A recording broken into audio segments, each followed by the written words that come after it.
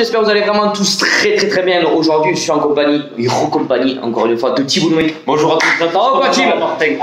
Bah écoute, ça va, tranquille. Hein. L'effectif et le calendrier 2020 et 2021 est sorti aujourd'hui. Et on va parler bien sûr de ce calendrier et bien sûr de l'effectif en même temps. Comme il y a un an que j'avais fait donc la vidéo qui avait plutôt bien marché, où bien sûr je vais parler voilà, des arrivées, des départs, des prolongations, mais juste les chiffres. Les départs, je vous ai déjà fait une vidéo sur YouTube, n'hésitez pas à aller voir sur ma chaîne. On va parler aussi également de l'effectif pour l'année prochaine et bien sûr, je pense une grande partie de cette vidéo, ça sera bien sûr sur le calendrier parce que... Cela ne va pas être une mince affaire d'entrée. Vous allez le voir par la suite de la vidéo s'il y en a qui l'ont déjà vu. Les doublons ont intérêt de se mettre vite au boulot. Vite au boulot et que les titulaires nous aident avant de partir en équipe de France parce qu'on va en avoir énormément. Et oui. On va en avoir énormément besoin.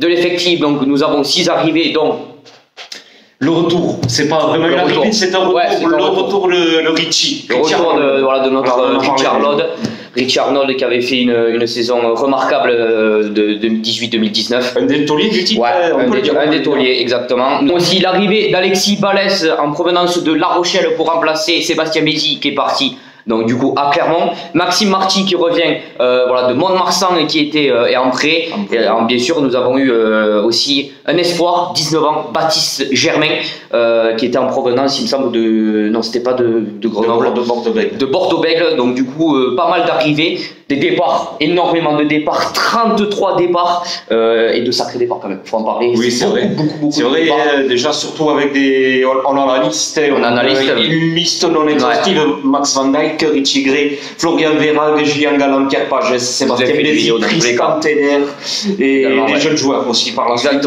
Pagerelot notamment. Beaucoup de très bons joueurs, de jeunes qui vont essayer de relancer un peu leur carrière en Pro D2. Pour des prolongations, ça fait énormément plaisir parce que nous avons quand même de sacrés tauliers qui prolongent. Nous avons Charlie Fomina, Cyril Baïta, Fili, Movaka. Youssefa Tekori encore une fois qui prolonge, il ne va jamais s'arrêter, comme Jérôme Kayno qui prolonge, comme Youssefa Tekori qui prolonge que d'une saison, Louis Benoît Madol qui prolonge que d'une saison, et je tâte également Alban Placine, Cross, Tolofua, Antoine Dupont, Bonneval et Thomas Ramos qui bien sûr a prolongé également. Donc maintenant on va parler bien sûr sur l'effectif, donc tu peux prendre ton téléphone si tu veux même commencer par les piliers. Beaucoup de piliers. C'était un poste difficile avec les nombreuses blessures sur les dernières années du Stade Toulousain. Alors les piliers aujourd'hui, je vais donner les habituels titulaires comme Vera, ça manquait le respect aux jeunes qui auront aussi du temps de jeu cette saison. On aura donc Charlie Fomina, Dorian Aldeguerri, Cyril Baye, Rodrigue Netti, Paolo Tafili et Clément Castex. Donc dans la liste, vous savez déjà qu'il va y avoir pas mal de ces piliers qui vont rejoindre l'équipe de France, comme Cyril Baye et peut-être Clément Castex en doublon. Au niveau des talonneurs aussi, on a eu beaucoup de mal. On a eu beaucoup de mal. Je crois que c'est surtout les talonneurs où on a eu beaucoup de mal. Du coup, Julien Marchand, Pito Movaka également, Guillaume Marchand, Guillaume Cramon et Enzo Ayala, 17 ans. Donc je pense que nous avons aussi pas mal de talonneurs, beaucoup de jeunes qui peuvent épauler soit Julien Marchand qui je pense va être pris en équipe de France, comme Pito Movaka en cas de blessure. Je pense que Guillaume Marchand et Guillaume Cramon vont faire l'affaire. Ils vont avoir beaucoup de temps de jeu, ça va être très important, ils vont s'aguerrir. On l'avait déjà vu Guillaume Marchand au cours de la saison dernière. On l'a vu pas mal de fois jouer. On passait voir Guillaume Cramon, mais avec l'équipe de France Espoir, du coup on l'a pas trop vu. C'est vrai que le poste de talonneur l'année dernière nous a porté préjudice des fois, mais bon on a réussi quand même à s'en sortir. Au niveau des deuxièmes lignes, du coup la paire de frères, Richie Arnold et Rory Arnold qui se rejoignent. Youssefa Tekori, 36 ans, mais qui reste toujours leader pour l'équipe du Stade Toulousain. Et Emmanuel Miafou. Petite anecdote à la fin, le fils, me semble-t-il, de Trevor Brennan, Joshua Brennan. Exactement, Joshua Brennan qui a 18 ans, qui va jouer, qui est dans l'effectif du Stade, dont son frère aussi qui joue à Montpellier, au poste de pilier. Troisième ligne, par contre on a beaucoup de joueurs, pas mal bien sûr qui vont rejoindre l'équipe de France. Voilà, si tu veux bien les dire. Mais on le sait, on a déjà Jérôme Kello, 37 ans, dernière saison, il l'a dit. Capitaine, je pense, capitaine aussi. Ouais. Louis-Benoît Madol, qui était blessé la saison dernière avec son genou. Contre Castres, au tibia. Ouais, Rainer Telstadt, très précieux aussi dans l'entrejeu. Alban Placine, François Cross, bien évidemment, qui sera souvent avec les Bleus. Antoine Miquel et Célé Toro. Célébration Toro Fiora également, qui pourra épauler, je pense, Jérôme Keyno dans peut-être des matchs importants aussi. Bien sûr, il est blessé. Bien sûr aussi, parce qu'on se souvient l'année dernière, il a été pris en équipe de France. Donc du coup, mais je pense qu'au niveau de troisième ligne, on est plutôt pas mal. Voilà, comme tu l'as dit, Estat, un des meilleurs plaqueurs du top 14 de l'année dernière, un très très bon plaqueur, que ce soit dans les grattages, plaquages. Donc franchement, on arrive quand même à garder de sacrés tauliers pour l'année prochaine, et en espérant que cela soit bien sûr présent dans le début de saison. Donc on va vous parler des matchs. Au niveau des demi de mêlée, on a l'arrivée d'Alexis Balès, 30 ans, en provenance de La Rochelle, comme je l'ai dit précédemment, et bien sûr l'un des meilleurs, numéro 9 du monde actuel. Antoine Dupont, qui lui va être bien sûr pris en équipe de France, avec Baptiste Germain. Au niveau d'ouverture, ben là, ça va être très court à l'ouverture, puisqu'au niveau des doublons, ça sera Zach Holmes et rien d'autre. Ouais. Et quand on l'aura, ce sera Romain. Voilà, donc, exactement. Voilà. Tu as tout dit. On espère reprolonger, puisqu'il arrive bientôt en fin de contrat. Romain Tamac, j'espère qu'il va prolonger bientôt. Il a dit qu'il restera à Toulouse. Il a dit qu'il ne voyait pas d'autres clubs où jouer à part le Stade Toulousain. Au niveau des centres, bien sûr, au niveau des centres, nous sommes guéris également. Sofiane Guitoun, Pita Aki, un de mes joueurs préférés, Pita Aki, et Pierre Fouissac. Donc là, je pense qu'au niveau des doublons et au niveau des trois quarts, on va pas être déçus, car j'espère qu'ils vont nous apporter énormément quand les joueurs partiront en équipe de France. Donc franchement, que ça soit au niveau des centres et des ailiers, surtout on est très complet. Guitoun ne n'ira pas en bleu, puisque c'est fermé, la porte a été fermée pour lui malheureusement. Pita qui va rester chez nous, donc au niveau des centres, on va pas être tant impacté que ça. Et Pierre Fouissac en tant que remplaçant, je pense, qui peut épauler en seconde mi-temps. De toute façon, sur les lignes arrière, à ma grande surprise, on ne va pas être trop impacté. Non, c'est pour ça. Quand on n'aura pas le Four Nations non plus. Franchement, c'est pour ça. Au niveau des ailiers, mais là, c'est exactement pareil, hein. Yoann Huget, 33 ans aussi, Yoann Huget qui reste. On espère qu'il va remonter. Qui a eu 2 saisons plutôt compliquées pour Yoann Huget, qui n'a pas su se mettre un peu dans le bain du championnat. En espérant qu'il nous remontre Yoann Huget quand il avait signé au Stade Toulousain, fort, très fort sur les appuis, avec de la vitesse, qui soit percutant aussi. Mais bon, je ne me fais pas de soucis. Avec bien sûr mes joueurs du monde actuel pour moi, Chessing Colby également, 26 ans, et Arthur Monneval, Maxime Marty, Lucas Tozin.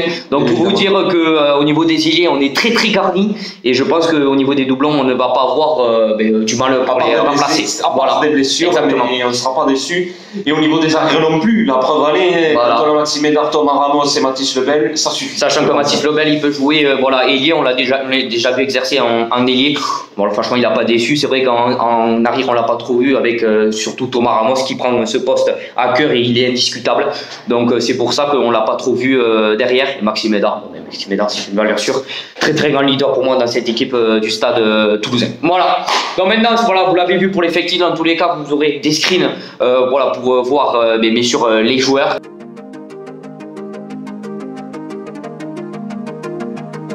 2021. C'est sorti aujourd'hui à midi. Où ça va être très compliqué. Tu peux commencer bien sûr à parler. Vous l'avez vu en une évidemment tout à l'heure sur les multiples sites sportifs. Clermont-Toulouse lors de la première journée en prime time, en plus le dimanche soir à 21h à Marcel-Michelin. Voilà, je pense que le plateau d'entrée. On ne peut pas commencer par ce match directement, le vice-champion de France contre le champion de France. Bien sûr, on reparle d'il y a 2 ans. Ensuite, deuxième journée, on tape le Stade de Rochelet. Bien sûr, il ne faut pas les négliger, le Stade de Rochelet, très très grande équipe. À noter, lors de la première journée, on va retrouver Sébastien Bézi. Exactement, on va reprendre Sébastien Bézi. Est-ce qu'il va jouer titulaire ou non? On verra, même si je pense qu'il y a grande chance qu'il joue titulaire, même si Morgan Barra, ça reste une valeur sûre du côté de Clermont, mais je pense qu'il va jouer titulaire. Comme je l'ai dit, seconde journée, le Stade Rochelet, une équipe qu'il ne faut pas du tout même négliger, car on se souvient l'année dernière, ils nous ont fait énormément mal. C'est une équipe offensive bien encadrée. Qui nous a embêté pendant 1 heure à la maison, quand on les a tenus à la maison. Troisième journée, on recevra. Quatrième journée, je sais que c'est le Racing Métro. Et troisième journée, c'est pas le Castres Olympique, c'est Toulon, pardon. Toulon. Là on reçoit le Racing Club toulonnais. Donc là, comment vous dire, vous avez vu juste les 4 journées. Clermont, La Rochelle, Toulon et le Racing Métro. Ça, c'est les 4 journées, 4 premières journées. Donc comment vous dire c'est corsé, le menu est corsé. Comment vous dire il va pas falloir prendre ce début de saison à la légère.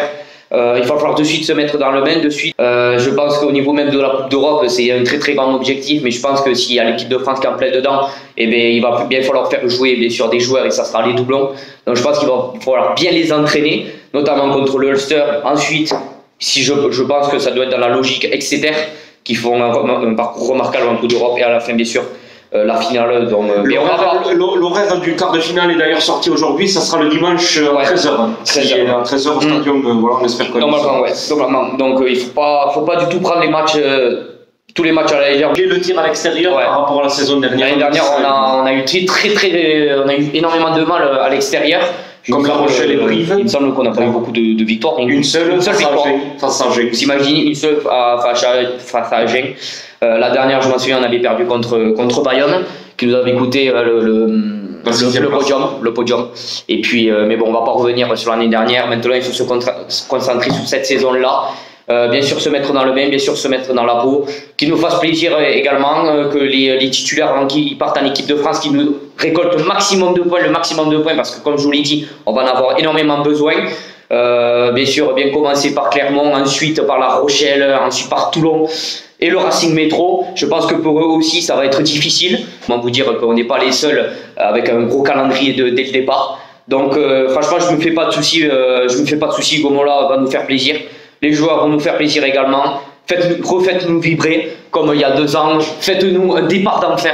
Franchement, un départ d'enfer. Et puis, je pense que ça pourrait aller. Au-delà, quand même, le calendrier va être hyper surchargé. Puisqu'on va finir la Coupe d'Europe avant de commencer une autre. On aura on aura 2 tournois en destination en fait cette saison, puisqu'il y a une compétition apparemment en septembre, octobre, novembre, plus le tournoi en destination 2021. Donc il y aura beaucoup de minutes dans les jambes pour tout le monde. Cette saison va être extrêmement longue. Extrêmement longue et extrêmement difficile et corsée. Beaucoup d'intensité dans tous les matchs. Et puis, comme je vous l'ai dit, voilà, restez concentrés, restez à fond. Chaque match, il ne faut pas le prendre à la légère. Au contraire, il faut les prendre comme un match normal, que ça soit Pau, que ça soit Bayonne, que ça soit voilà, des petites équipes comparées, bien sûr, au Racing. Et quand je parle de petites équipes, c'est par rapport, voilà, je compare au Racing.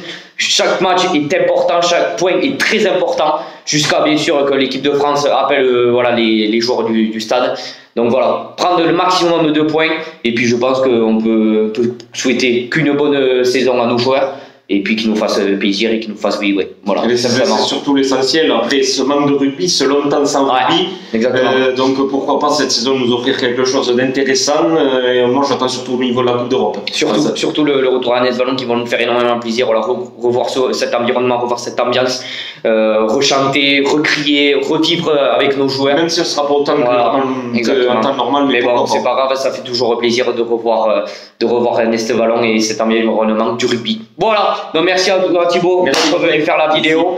En tout cas, voilà, n'hésitez pas à vous abonner, à liker, continuez à partager, à vous abonner. Et puis, je vous souhaite une très très bonne fin de journée et à la prochaine. Ciao.